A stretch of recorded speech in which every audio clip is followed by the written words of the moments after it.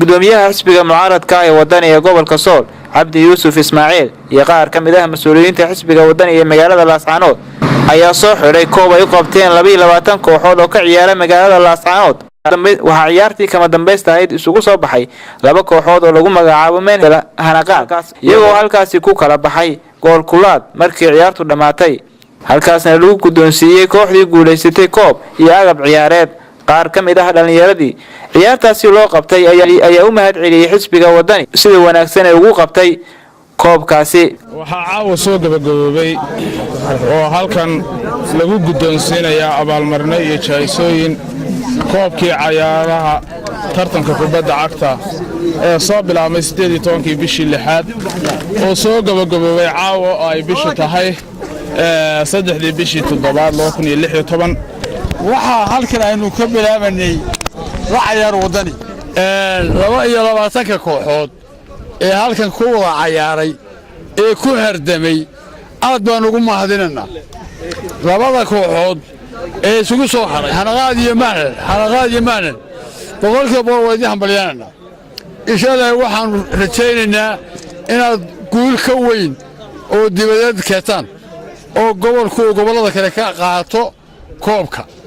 taasaanu Faysal Axmed markaa waxaan ku hadlayaa kabtanka magaca Hanaqaad maanta markood waxa maxaa iska leeyahay marka labaad waxa ururka wadani oo koobkan dhigay marka saddexaad waxaan celinayaa si wacnayd ee koobka u socday.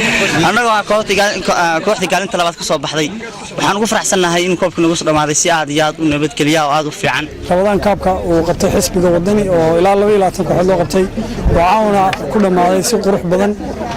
labada kooxood isku Meenhel iyo Hanaqaad ay guushiin ku raacday kooxda Hanaqaad kooxda oo uu hambalyeynaya koobka qaaday iyo takaaninta labaad iyo saddexaad gashay.